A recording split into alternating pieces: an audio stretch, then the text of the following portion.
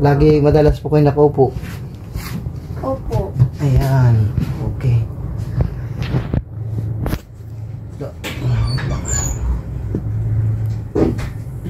Ito pong part na to, walang nasakit po dito, may nasakit. Yung Wala totoo naman po. po. Basta yung batok ko lang po. Yan, sumasakit po yung batok nyo. Isang cause din yan sa dalawa yan. Pag hindi mataas ang unan nyo, madalas kayo nakaupo.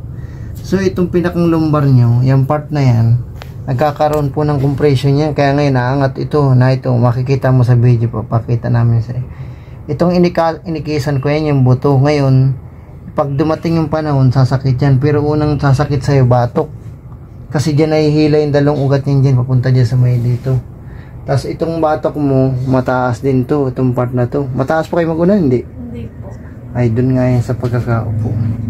Yan yung part na yan. Yan, ito. Ngayon, check natin yung leg niyo po. Ngayon, taas niyo po, tinat niyo po kayo. Pag ginanyan po, sumasakit po, di magano. Hindi naman. Kabila. Yan, ganyan. Aray. Masakit po? O nasaktan lang kayo dahil sa inyo nako. Pero may ngalay. May medyo masakit. Ngayon. Paliwa pa kayo na. Ulitin ko lang po dito sa kanan ha.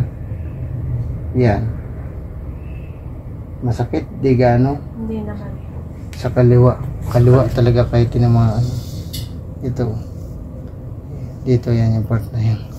Di po kayo nahihilo? Nasakit ulo? Hindi naman po. Talagang as in ito lang itong part na to. Ang batok lang po talaga. Ayan.